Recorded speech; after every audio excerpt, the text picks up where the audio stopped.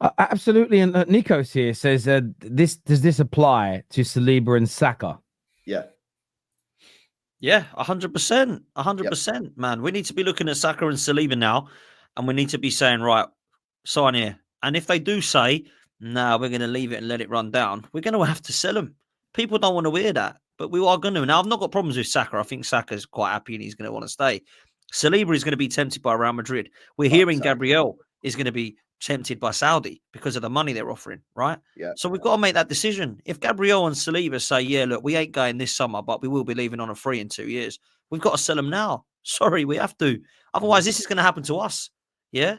Exactly what we're laughing about now and saying this is a joke is going to happen to Arsenal if we aren't careful. So and we've got Saka, Martinelli, Gabriel, and Saliba that are all running down their contracts at the moment, 2 years left.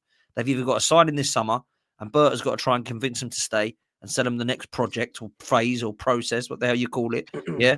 Or we've got to look at getting rid of them. That's the way it's got to be. You can't let these players of that quality go for nothing. It's absolutely criminal. Because look what money would we get for Gabriel and Saliba now. They're two of the best partnerships in world football. Yeah, Saka is one of the best right wingers. You just laughed at who could replace Salah by going with Bowen and Kudus. No disrespect for them, but they're not Salah or Saka level, are they? Yeah, we're talking about top elite players here. They're not half decent players. They're quality. So we got to keep them, man. You've got to get. Well, that's the conversation that fans don't want to have. Is that, listen, in this day and age where players of Saliba's level, you know, you're talking 80 million, yeah, you know, around that sort of figure. You can't allow that you can't allow him to leave on a free. You can't allow that. So obviously, Saliba's got 2 years left on his contract. If I was Saliba, I'd probably just chill, and just not sign a contract and just say they offer me a new contract. I'd just say, calma. I'll see where we're at wait till the summer window. There'll be. You look who they're bringing in the summer. That's what Saliba needs to do. And But the point I'm making is unless he's desperate, unless he's desperate to force a move this summer, Saliba, which I don't think. I think he'd probably give it another year at least. I wouldn't sign a new contract. I'd just say to Arsenal, let me see what you do this summer. Let's see if we win anything next year. And if we do, I'll sign a new contract. If not, we'll assess the situation. But the problem for Arsenal, as you've just said, is by that point, it's too late. Because then he's down to a year.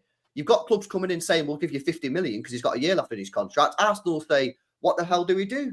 Do you cash in at 50 million, which is well undervalued, and then get a worse player, which will happen because Saliba's a top player. It'll be the same with all the players that are leaving Liverpool. Or do you keep him for a year? And by the way, we've not discussed that. Maybe Liverpool did this in the summer. Maybe Liverpool got offered 20, 30, 40 million for Trent in the summer. And they went, you know what? We'd rather just keep him on a free, keep him for a season and let him go on a free. Now, I don't know financially if that's something that you can do these days with PSR. Maybe you can't really do that. Maybe you've got to accept that. We don't know. Maybe they did that. But the fact is, there's a reason why clubs are extending these contracts to like 5, 6, 7 Haaland 10-year contracts. Because the clubs don't want the hassle. And Mbappe was doing a contract deal with PSG every year when he was at PSG. Yeah, and he had PSG were muddied, mate, because every year his contract would go back down to a year and he'd go to him and say, triple my wage, double my wage, I want some of the club, whatever. And what did PSG do?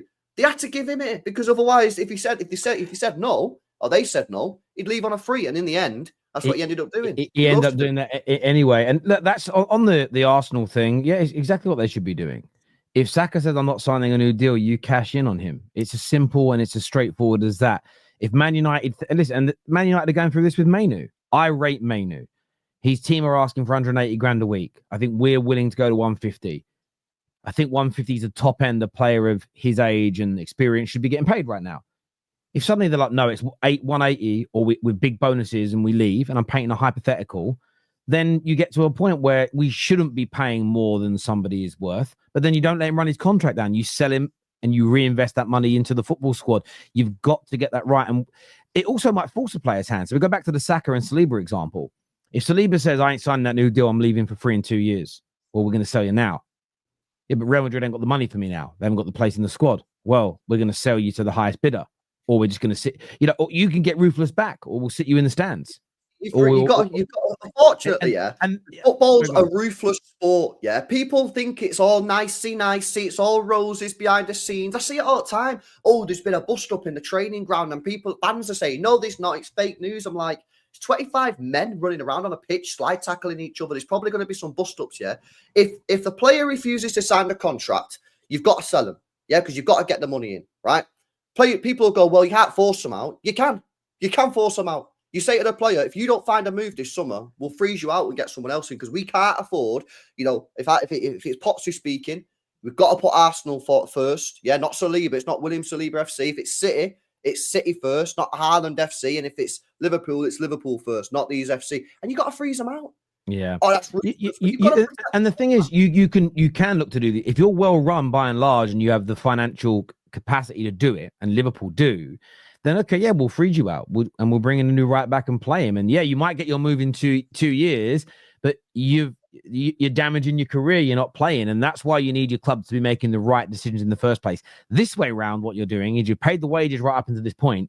Now you're going to have to spend big money to replace these individuals, which is more damaging. And I just think that, look, it's a mistake from Liverpool, and you can see it's a mistake, as you've rightfully called out, LB. Because they've got multiple players that are now in this position, and no situation is the same as another. And you'll handle different scenarios with different players at different clubs in slightly different ways. But as a general rule, if Saliba and Saka, if Mainu and Ahmad just signed a new deal, but Ahmad as an example, in 2 years' time, if Lenny Yoro's killing it, if Young Heaven is killing it at United and they don't want to sign new deals because we're not in a great position, and Madrid or Barca or Bayern are circling, then you sell them. You do what you can to get rid of them. Even if, by the way, if someone that says you can't force a sale, again, and hindsight's lucrative. Even if you go, right, his value's 80, he's not signing a new deal. All that Real Madrid are willing to get him now, but they're only offering 55. That still might be, in your club's that scenario at that moment, the right thing to do. Now, of course, Liverpool fans will look at the title now and go, oh, we're so right not to sell those players. That's because you're looking backwards. If your summer ain't great and you lose 3 or 4 of these players and another one next year, and you go for a barren 5, 6, 7 years, you then might look at it and go, we should have cashed in on those players for 200, 300, 400 million pounds. Well, I think and that reinvested. Yeah, of course. But that's a very, very fair argument. And if a Liverpool fan wants to go, you know what? I hear what you lads are saying. Completely get it. But if we win the league this year and all 3 players leave on a free, you know what I mean? That's better than selling them all in the summer, getting 150 mil, whatever they would have got, only a year left on the contract, and getting worse players and not winning the league. Do you know what I mean? And that's a fair argument. That's a fair argument. But obviously, that's like high stakes situation where like you literally gambling on everything to win the league. Do you know what I mean? And I think they will win the league, but if they mess it up, then it's a major L. And that they probably shouldn't be thinking like that. But that's the only sort of saving grace Liverpool fans have got here, is that they're going to win the league. And and Cyberzone, you can think it's waffle, but that's just because you want to shit and have a go at Trent. There have been options for Liverpool in the build up to this moment for the past 2 to 3 years to get a better resolution. And as LB just said, maybe some Liverpool fans think the best resolution was just to keep him until the end of his contract because there is no better replacement, and keeping him was worth more than the money. That's a better argument than he's just a snake. And a comment here that I want to address that says leaving your boyhood club for free is criminal. I used to believe that. So I used to be exactly on board with that train of thought until a good friend of mine, Barry Merchant was his name, really good guy I used to work with, said this to me once. What about all the academy players that every year the clubs just fuck off and sack off, and most of them don't even make it as footballers? What about some of them that have given 5, 10, however many years to a football club? When they're no longer needed, clubs are ruthless. See you later. We need the space. We've got another kid we're promoting, and we're buying this star. You're surplus to requirements. You're off. Where am I going? We'll see who bids. Oh, by the way, yeah, you're off to this league. Oh, I don't really want to play there, but that's all there is, or it's the reserves. Clubs are ruthless. Well, if you don't go this summer, we're not going to renew your deal, and then you're running the risk of having no club next season. Clubs do that to academy players every single week, every single year across the fucking planet of football. And I remember Barry saying that to me, and it just changed my perspective, where I was like, do you know what? And none of us care, do we? When City or Arsenal or Man United get rid of academy players that we don't deem that great, how many of us go, oh, fucking hell, young John's been at the club since he was 6. How fucking dare we get rid of him after 15 years here? None of us say that, by and large. Maybe Ty does, right? Maybe Ty is the only... I mean that because he watches to that level. So if the clubs can sack off those people when they want, Why is it any different when they go, do you know what? Thank you, Liverpool. Thank you, United. Thank you, City, for the 5, 10, 15, 20 years. I want to try something new myself. Because I kid you not this. If Liverpool didn't want Trent anymore, they would drop him like a bad habit. Yeah. And we have to look at things from the other side and the other perspective as well. Football clubs, in my opinion, by and large, are far more ruthless than players will ever be. They are far more cutthroat. Generally, a football club, if a better option comes along, they're gone. They are like Leonardo DiCaprio. As soon as a better, younger model arrives, they're off ski, bruv. They're off ski, 110%. So I used to think the same as you, Sol. But for me, I think that's... It's a business, man. It's a business. Yeah. At the end of the day, that's what football is. It's a business, mate. Yeah, the players getting paid. They're doing the job. Yeah. He's out of contract. He's entitled to leave. Yeah. Liverpool board's got to hold that. And the fact that Liverpool fans are out blaming Trent when half your squad's about to leave the football club in the next 2 years is crazy. Criminal. No, it certainly is. This here says, why are they treating leaving like it's a cult?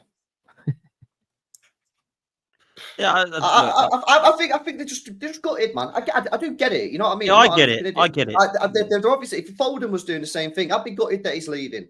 Yeah. My thing is, like I said earlier on, right at the start of this conversation, they should be using that energy to the board. It's not just Trent, man.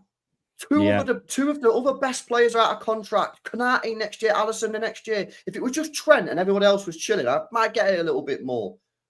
But 3 players this summer are all leaving. Konate next, Alisson the year after. And they just want to blame Trent. Like, the club ain't got nothing to do with this. This here is from Danny. I don't quite understand what he's saying. He says, I don't think that what that means. Understands the Bosman ruling. You can't put a fee on player who is out of contract, literally not legal for transfers to do that. I don't know who said that would be the case. No one has said a player out of contract. Well, you could academy players. There is a compensation scheme, and I'm not. One thing I don't know about that is when you stop being considered when your eligibility for compensation ends. Maybe it's after a certain amount of games in the first team. But yeah, we absolutely know that you can't charge for a player that's out of contract. Anyway, but what you can do, Danny, is when a player's got 2 years left on his contract, you can sell him. They could have, and we know this because in January, Madrid offered 20 million and they could sell him then. So, they can't sell him now because there's no point. But everyone understands that. Anyway. I don't know who said that anyway. We'll come back to that Arsenal one a little bit later.